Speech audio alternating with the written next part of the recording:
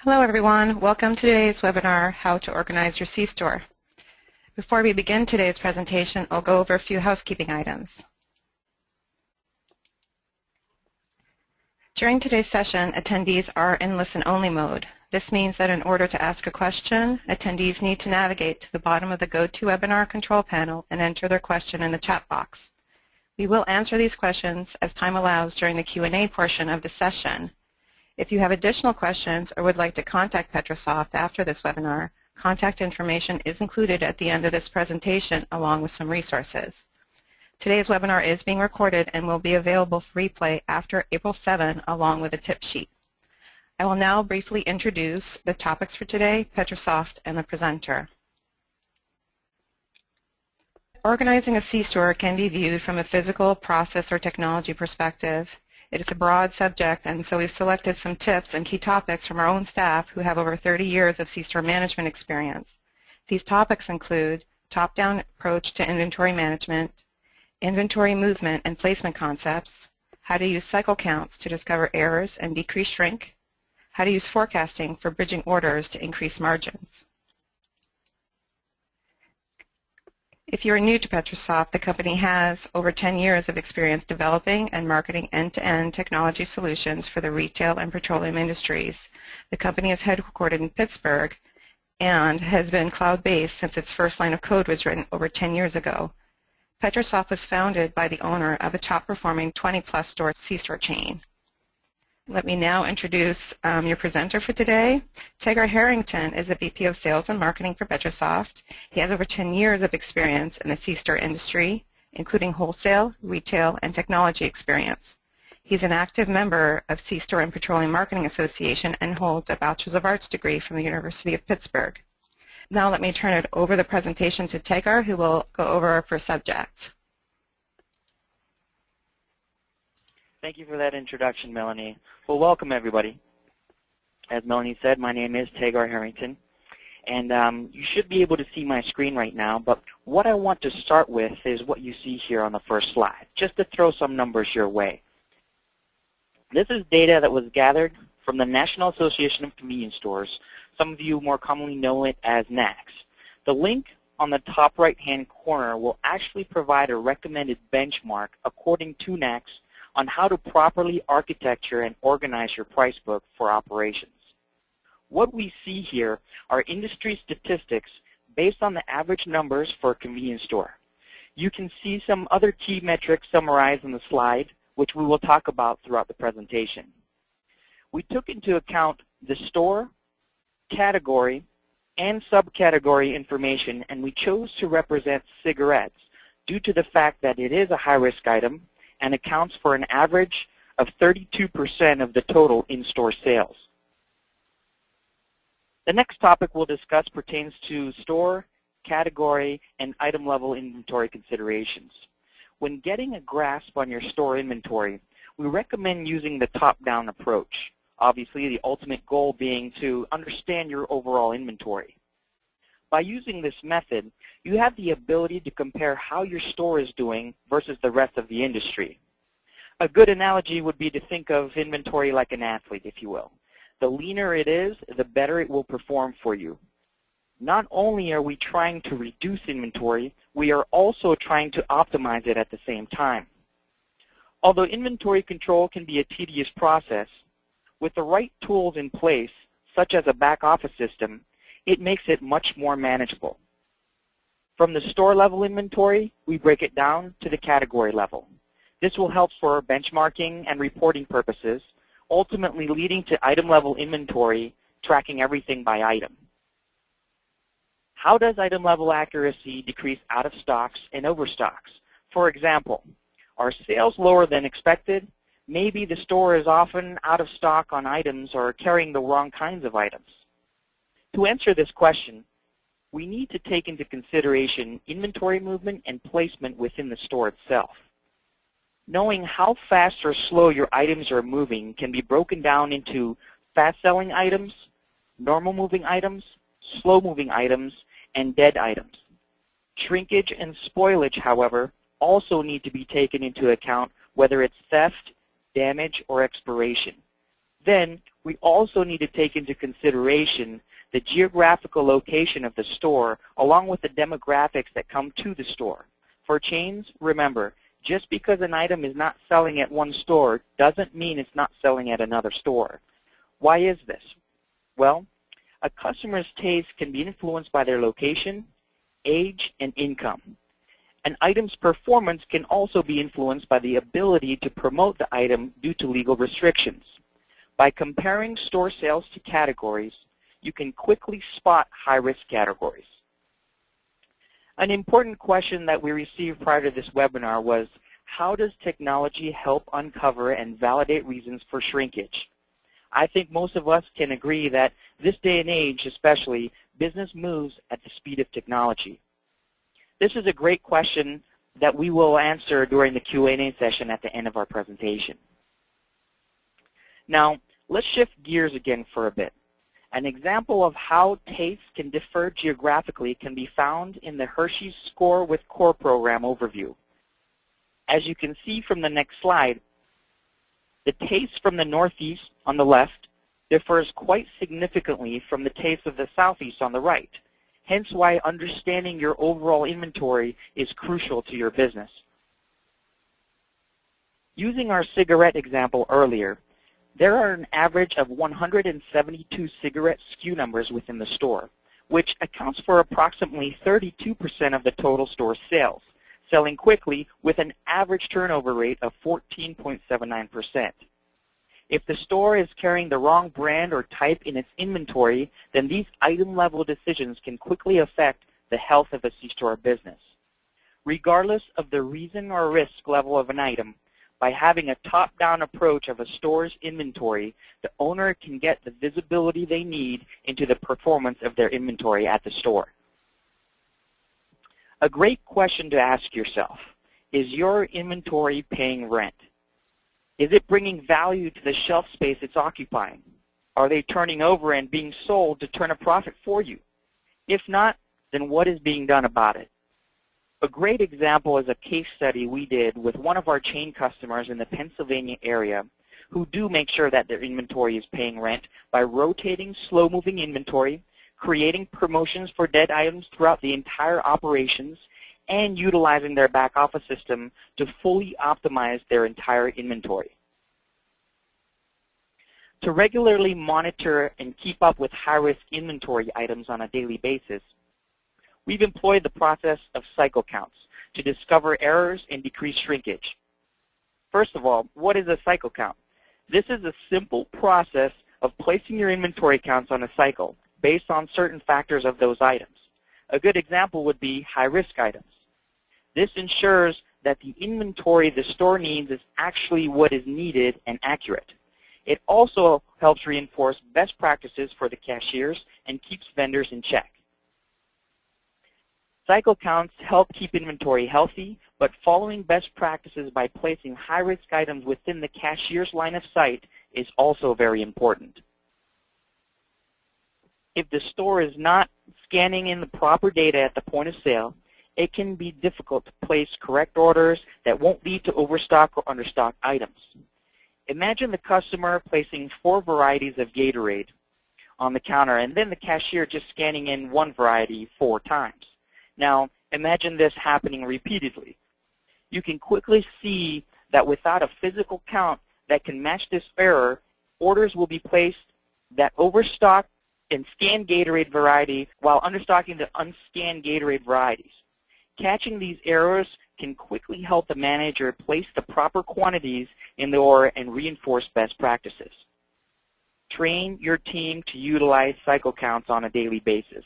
This is a very simple and a very important task to help manage your inventory. Cycle counts can be done by shift or by day, depending on your operations and how accurate you want your inventory to be. If you find that your shrink rate is higher than the industry average, you can delve into the category and then item level to make operational decisions such as how often you do a physical count. And lastly, cycle counts will help discover delivery errors for various reasons and will also keep your inventory in check. Another question that we often hear is, how can you use forecasting to control overstocks? This is another great question that we will be covering during the Q&A session also. After understanding the movement of your inventory and how to optimize it, another best practice is the use of forecasting for bridging orders to ultimately increase margins. What is bridging orders? It is the order between a vendor's promotional periods. By using the back office system's forecasting tools, you will be able to forecast the amount needed over a specific period of time for those thousands of SKUs in your stores. This information is then used to order what is needed for the store to bridge the time gap until the vendor's next promotional period, while taking advantage of the discounted rate and increasing gross profit margins. As an example of bridging order, imagine your vendor is offering a seasonal promotion on candy bars. The manager can place an order at the beginning of the promotional period and at the end of the promotional period. The first order covers the promotional period, while the one placed at the end covers the period in between the next promotional period. The store owner can then figure out how much more to order to bridge them between these promotional periods by using the forecasting tools offered by their back office system. Now, as a result, it enables the store to get the highest return on their candy bar inventory. I know I've covered some topics and some pretty important topics on managing inventory, but I would also like to provide resources that are quite helpful. The first one is the NACS category definitions and numbering guide.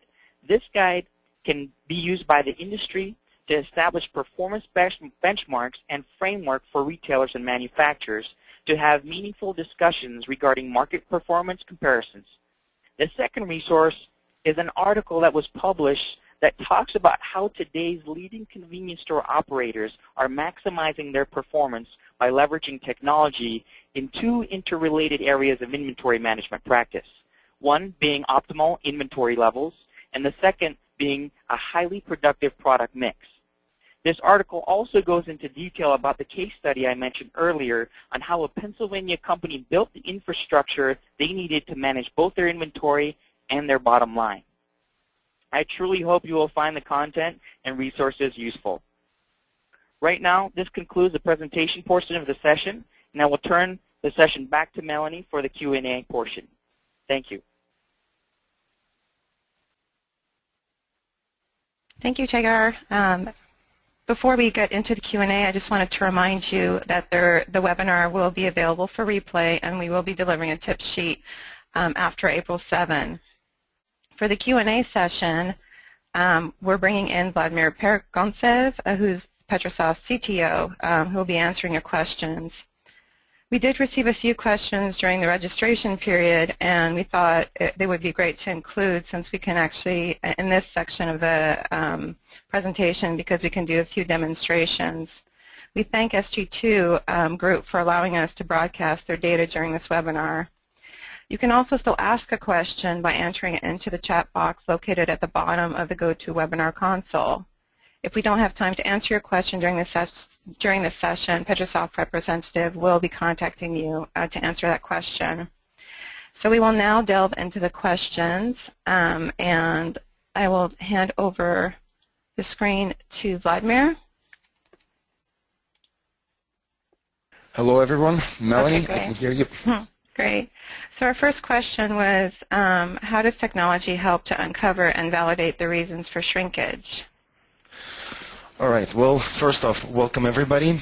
And before we're going to dive into the question of how long does technology help us uncover the reasons for the shrinkage, I actually want to take some time and talk about the shrinkage itself. Shrinkage, as a lot of time, is referred as an amount of inventory in percentage or dollar value of the merchandise that is lost, stolen, or unaccounted for during a certain time period. In many cases, C-store operators produce and review this number at least once a month, but that's not necessary. There is, depending on the inventory results and shrinkage variable, the results for inventory and the shrinkage could be reviewed once a quarter or once a year. Second of all, I want to talk about the reasons for high shrinkage rate. And there is many of them, but the ones that we will talk about and cover are incorrectly entered data and the actual factor of product being stolen. Shrinkage is actually based on data elements that includes but not limited to sales, purchases, and an accurate inventory auditor count. To back office company and to the operators, a lot of times when we refer to the sales data, it's considered to be, for the most part, a trusted data since it comes directly from the cash register, and we get the accurate scan results directly from journal, right from the register. Auditors and auditor accurate results, they are professional, they're trained staff, and they're trained to count every single item in the store, but there is times when even they make a mistake, and it's important to identify that. Purchases.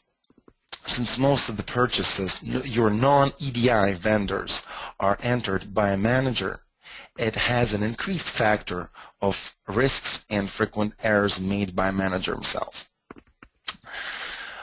So in order for us to dive into an inventory, I want to bring in a couple of the reports. I'm going to go through 3 different reports that a back office system such as C-Store Office can explain and dive into. We're going to thank SG2 Store Frankstown BP to be a participant at that particular show study. And we're going to start with first report that's called Inventory Shortage by Category. And the name speaks itself for a report. It actually breaks down, and let me give you guys a little introduction. It breaks down an inventory by categories. On the left side, we see the categories listed one by one of this particular store. Second column shows you the date of last inventory, and as we see right now, it's the real data. The last inventory at this particular location was done on the March 3rd of 2015. Physical inventory, and I will say it by retail. It shows you a dollar value of inventory counted on that day on the 3rd shift report. Book inventory column shows you the estimated value by retail, again, for this particular category for the time it was counted. And short and over is obvious, the difference between physical inventory and the book inventory. If we scroll down all the way to the bottom, we see that the total inventory that was counted for them on March 3rd for Frankstown BP location was $45,482.80. We expected to see at this location $46,999.15, giving us a difference of $1,516.35. And as an operator, you would probably want to take a look at those numbers and see if they actually make sense to you and investigate them. And that's what we're going to do next. We're going to pick a category that produces the biggest shrinkage at this inventory, which is energy drinks, and they actually produce $1,169.35, and by simply clicking on this number, it's going to give us a more detailed understanding of what actually happened. I'm going to move to the different report. I'm going to give you a brief introduction of a report called Item Shortage Report. It's similar to a previous report, but it breaks it down not by category, but you have an ability by clicking on the categories to drill down directly into the items. And the items that produce majority of the shrinkage on the energy drinks are the Red Bull items. As we all know, Red Bull is a high-risk item, and therefore we're looking through it. The way you read this particular report, as you see the UPC of a Red Bull as shown right here, description of the item, sugar-free 12 ounce. We counted, or at this particular store on March 3rd, the inventory, physical inventory is 43 items, giving us a retail value of $137.17. The estimated number of the bottles that we were supposed to have at this inventory is 57, giving us $181 of the retail. Now, when you're taking this, actually, you're taking a difference between what was actually counted and what was supposed to be in the store. Your shrinkage is 14. Your shrink amount is 14 bottles. So 14 bottles are unaccounted or lost. And another example, we have more frequently sold Red Bull. It's non-sugar-free, regular Red Bull, 12 ounce. Our physical inventory gave us a number of 42 bottles in the store. Our book inventory, on the other hand, gave us an inventory of 104 bottles that we're supposed to have, generating the results of negative 62 bottle per this location, an amount of 1 month. Now, if we want to actually, right now when we look at this number and it seems to be a high KPI, we're missing 62 bottles. You still, this is not a final decision. You kind of have to review your results and take a look at what's it. Basically look into this number and look a little deeper. For this, C-Store Office provides a report, an explanation report of your shrinkage based on the same factors that we covered previously: your sales, your purchases, trend and report, your inventory, last inventory, and current inventory. Let me give you guys a little insight on how we're going to read this report. On the top left side, what you see is a UPC, a name of an item, and its size. In the inventory column, you see the calculation that took us to negative 62 bottles. Last physical inventory that was concluded on February 3rd on the third shift report. Auditors calculated 47 units at that particular time in the store. Since then, we have purchased 96 bottles, and we only sold 39, generating us a book inventory value of 104 bottles that we're technically supposed to have in the store. Physical and actual physical inventory result that took on March 3rd gave us a result of 42 bottles and giving us a shortage of 62. Now, when you see that type of differences, you probably want to take a look at the trend of your purchases and sales to really spot check and obvious mistakes. The way C-Store Office is built, we use a drill down technology for almost every calculated value. What we want to take a look at is we want to review our purchases. When we click on the purchase data, we see that 96 was sold. We can click in and we can see where deliveries are registered. We see registered delivery on the normal trend of the 4th of February, 12th of February, and we believe there's going to be another one as right after the inventory was taken on the March 4th. There is nothing outstanding, a 38 previously ordered as well as a 48 order on the 12th of February, not giving us any highlights. We also want to double check the sales. Clicking on the sales, you see that the data that came in from the register wasn't altered or changed, or by mistake was miskeyed by the cashier. Here, looking at the whole month period, you can spot check the regular problems of miskeying the cashier. Instead of hitting a 10, he's hitting 100 units sold. You'll be able to catch that and really calculate them out of the equation.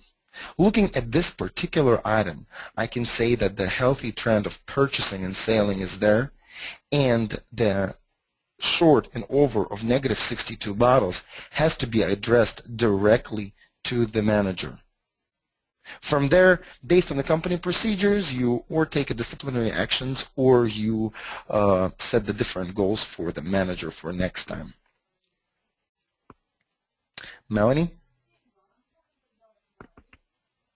So the next question is, how can forecasting be used to control overstocks? All right. Forecasting and overstock. Very common question that we have C-Store Office users ask our account executives. And let's talk a little bit about overstock. When we're talking about it, a lot of time we refer to the excessive amount of inventory in your locations. And we see the general trend of operators taking this factor without complete understanding of how that really affects your store. But it does significantly affects not only your store performance, but a shrinkage factor, as well as a factor of your store outlook. We all know that when you walk into the store and the store is completely packed, it's very hard to create a proper order.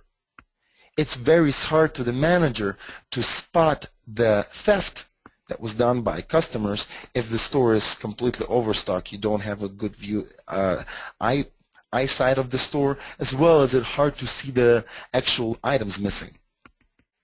So what is it that we need to do to actually work with the forecasting in Overstock?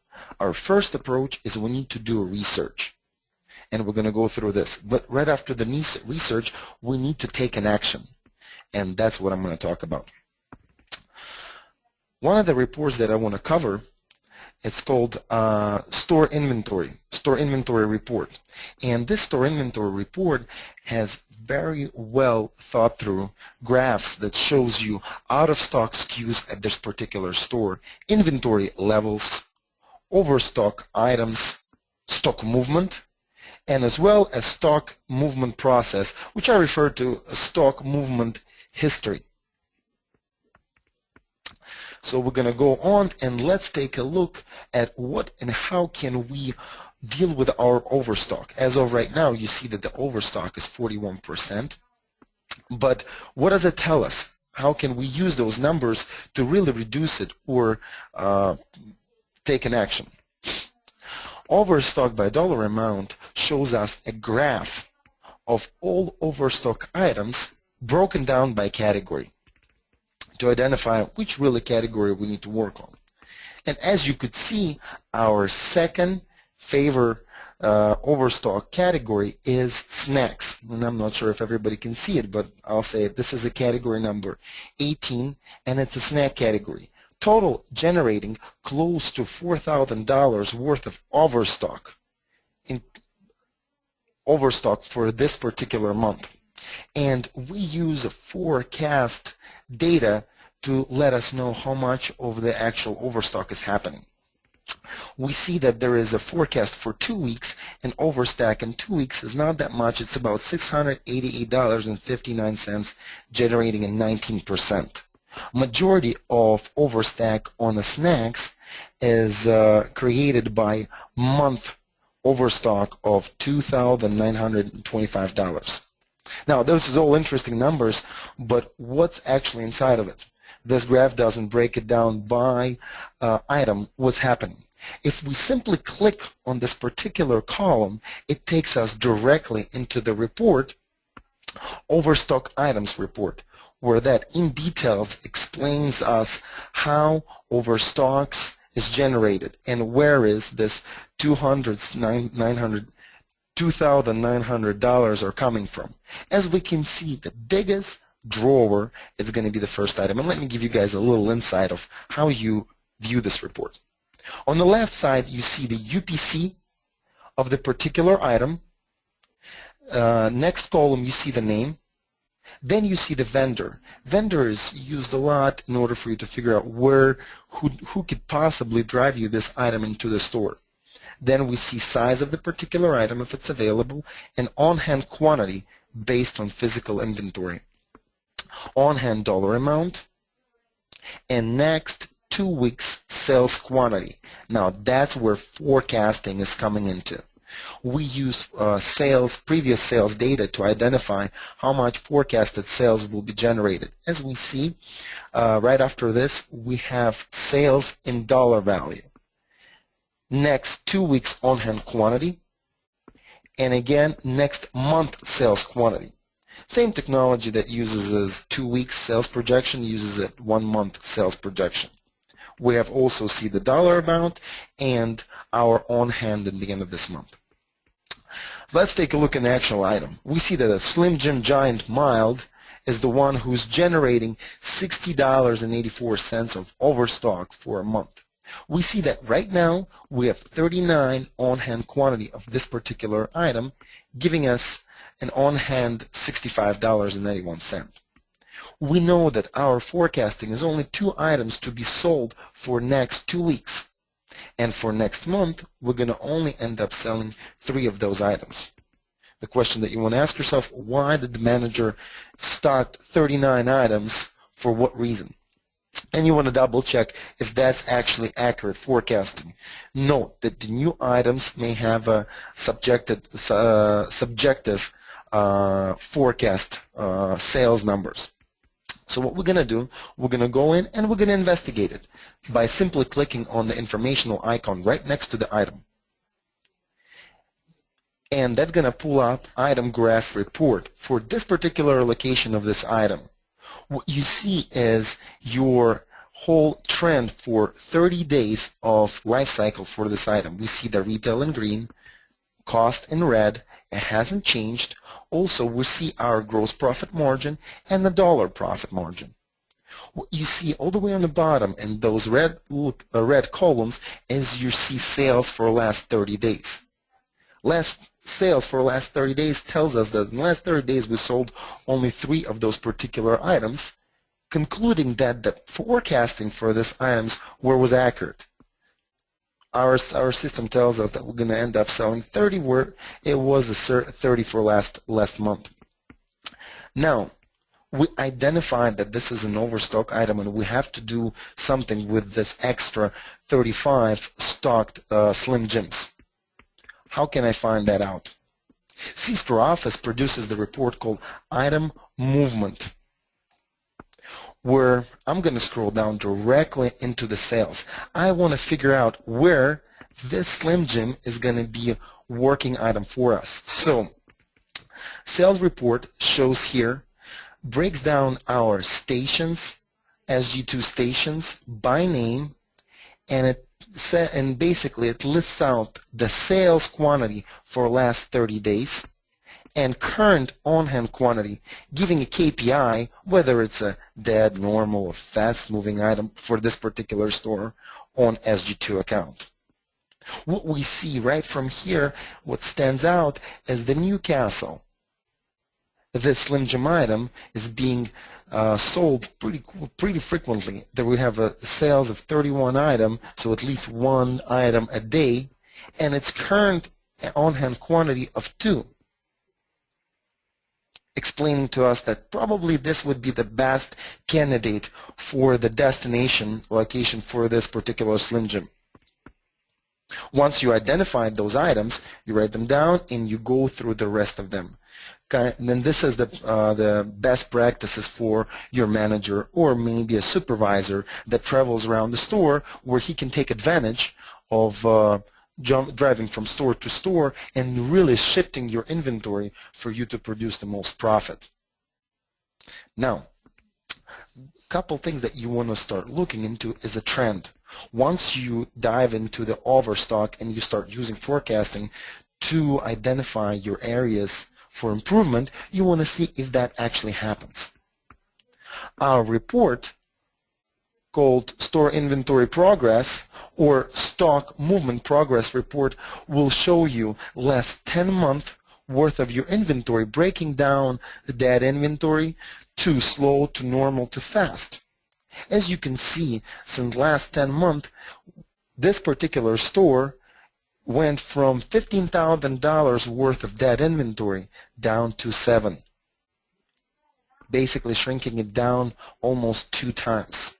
And that would be the best practices that you'd be able to use any type of back office as of C-Store Office to identify and deal with your overstock or dead inventory per store. Melanie? Sure. So the next question is, how do you know if you're ready for item level inventory? That would be the key question, wouldn't it, right? As we hear it a lot, and C-Store Office customer, we see as being a C-Store Office customer, we actually have a resource that we call item level inventory checklist or preparation sheet.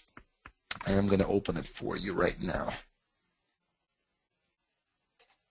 It goes through the basic steps of whether you're ready for item level audit. You have to put a lot of effort into managing a store, making sure you have a proper scan rate, making sure that your invoices where you have a high risk of error are entered properly, making sure that your price book is set properly and parent and child relationships are set up where 1 carton of cigarettes actually equals to 10 packs. With all those ingredients preset and corrected, you will be ready to take an inventory in C-Store Office and have an actual proper audit that you can use in the future. And as per all the participants, per request, we can send out this checklist to you to see how ready are you for inventory, item level inventory audit. Okay, great. Actually, we have time for one more question. Is there a suggested order feature in C-Store Office? Absolutely. There is a suggested order feature in C-Store Office, and it uses both. It uses the physical inventory that is done at the store, and it uses forecasting.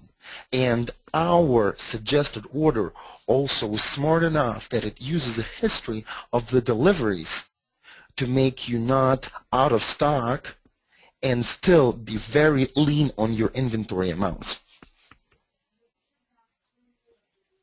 So we're going to wrap up today's webinar. Thank you for joining us today, and this does conclude today's webinar, and we wish you all a good day. Thank you.